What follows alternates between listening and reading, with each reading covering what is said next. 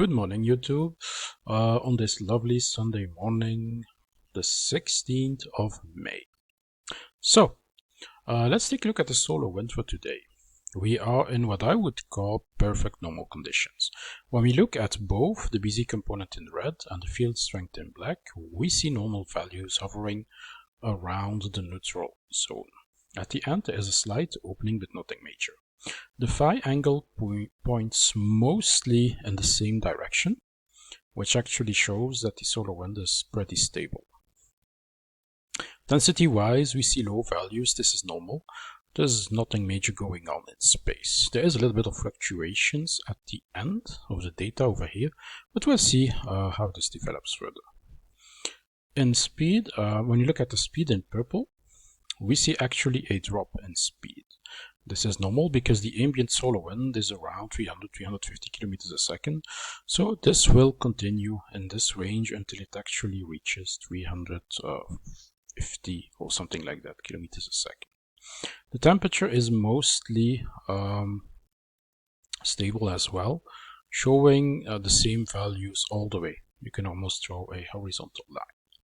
So when we look at the endless spiral, we see actually an update, and those are actually two CMEs which happened from that active region. And if I go actually at the flaring, one happened the 13th would be this one, and one the 14th it would be that one. So two minor CMEs were produced, and they are actually heading our way, and they will impact our planet, as you can see. And before that happens, we will be in an area of space of accelerated particles and very low density. So this CME is actually pushing particles which are accelerated at 500 kilometers a second. When it impacts on the 18th, it will be a small shock, and this could create a geomagnetic storm. In fact, if I'm not mistaken, let me just go to the general page of the Space Weather Prediction Center, and I do believe if we go to the 18th, yes, they have actually predicted a G1 level storm, and I do agree. This is probably going to happen on the 18th when those CMEs arrive. Because partly this is going to be a shock. We are going from almost nothing from particles to the impact of that CME, which is pushing everything towards our direction, and it will be at the speed of 500 kilometers a second. When we look at the moment of talking at the solar wind, we see actually what looks like normal conditions, and it's good to actually see how normal conditions look like. So we see the solar wind is stable. There are a little bit of accelerated particles in the tail, but this is what a normal condition looks like. Same applies for the density. There is virtually no density, so everything is mostly white, which indicates 0. When we look at the pressure, same story. This is how our magnetosphere in this particular simulation looks like in normal conditions. I thought this would be interesting to actually see it once when there is actually nothing going on. So when we look at the CMEs, there isn't much data yet, 14 frames, but I do see something developing on this side. This is probably going to be a CME, but I prefer to wait until all the data is available to tell you whether or not we will have CME. Oh yes, and after that CME impact of the 18th, we will arrive in a solar wind stream flowing from this particular corona hole. This could intensify the geomagnetic storm if there is actually a level 1 geomagnetic storm on the 18th. Looking at the sunspots, we see that the southern one is decaying, and since spot 2822 is about to leave the solar disk as expected, I do see, however, a region over here that might produce a sunspot. There's a little bit of activity going on, but nothing major. Looking at the Schumann resonance, we see a few readings which are subsiding. and I do expect them to be completely gone, like here, just prior to the impact actually of those CMEs. So looking at the Magnetopause simulation, it is actually nice to see when there is nothing going on, how it is actually supposed to be. So this is actually starting from yesterday and going on until today. So you see, in normal conditions, the bow shock does not deform. The pressure is clearly visible, and the electrons form a circle. Well, here there is a little bit of an anomaly, but this, I covered this. There is actually conductivity. They have a tendency to go to the bow shock, but today it's mostly normal conditions. It will be interesting to see how this will look like when the CME actually impacts the 18th. Okay, let's switch to the weather. And I will do this quickly, just to tell you that the ongoing anomaly of the polar vortex, let's go to the 10 millibar section and show the wind actually. It's now hovering above Svalbard, the region of Svalbard, and 3 days ago it was actually over here, over the Barents Sea. So it is moving, but still in the wrong direction. It is supposed to be hovering above the ice pack, and I will show you. If you look at the southern hemisphere over Antarctica, it is literally above Antarctica, and this is how it is supposed to be. The polar vortex is not supposed to hover 1,000 kilometers or so next to its intended position. So this is completely wrong, and it's so weak that one might argue, is there even a polar vortex as we speak? Because I don't see any. This is way too weak, way too slow to even call it a polar vortex. If we look at the jet stream, we see, of course, erratic jet stream patterns. Look at this, for example. This is supposed to be a wavy pattern. It's almost horizontally, and it goes straight to the Middle East.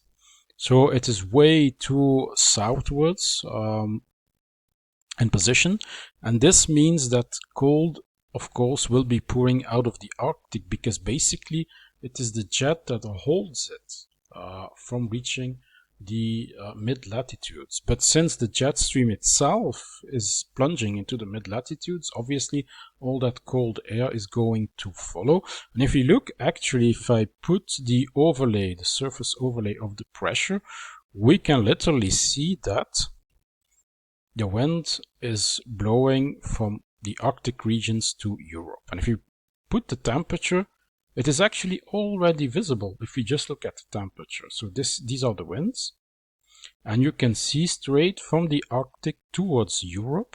We see that high pressure sucking warm air straight into Russia, and this creates that difference between a very cold Europe and a very warm Russia. So if you look at the flow of the westerly winds, we see them blocked, and this is because of the jet stream. If I go quickly to the 250 millibars, this acts as a lid. All these warm westerlies, they cannot go to Europe.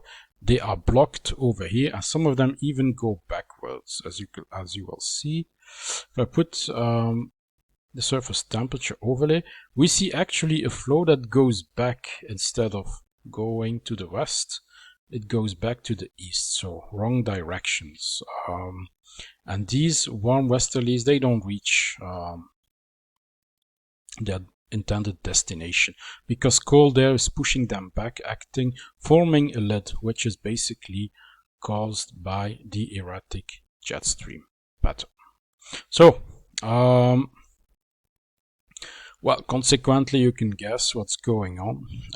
If you look at the temperature anomalies, and I showed this in my previous analysis, full analysis, Europe is way too cold, unseasonably cold, while our Russian neighbor is experiencing, especially in the west, warm anomalies.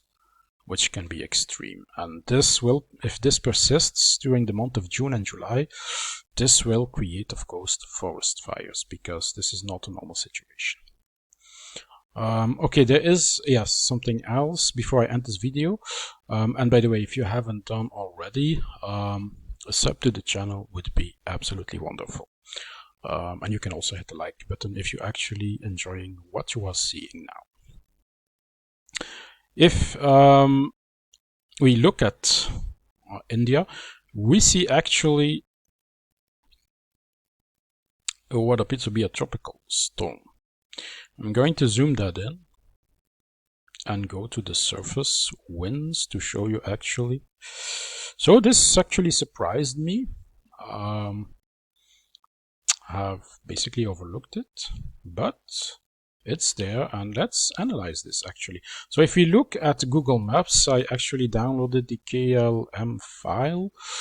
We can actually see these tropical storms and the winds involved. So we are the 16, we are currently at 100 knots. And if I calculate this, I believe, yes, let's just put 100.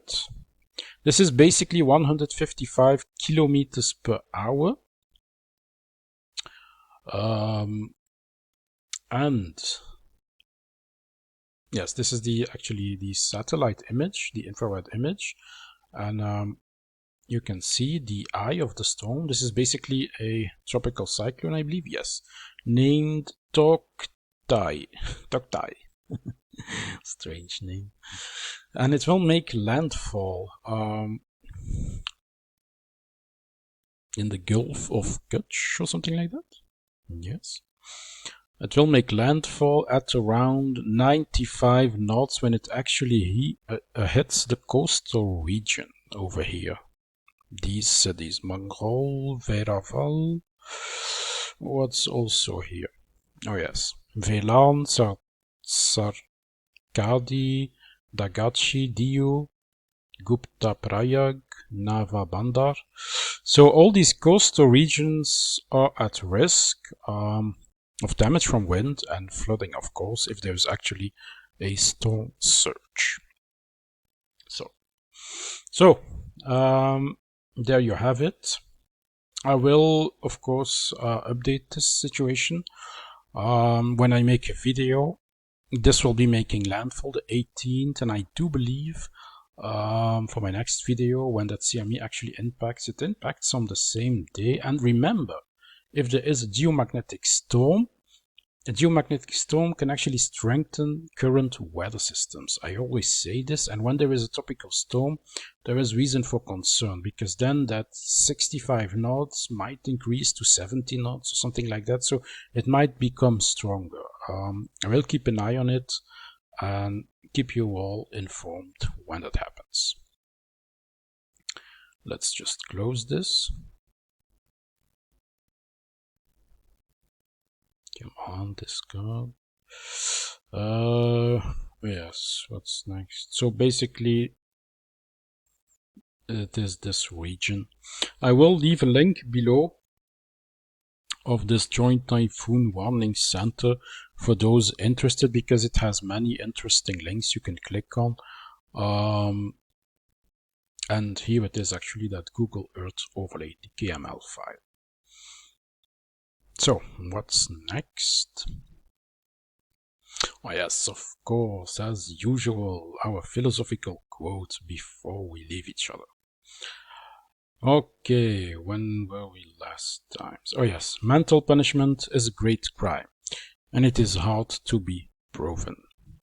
This is so true. Never dismiss mental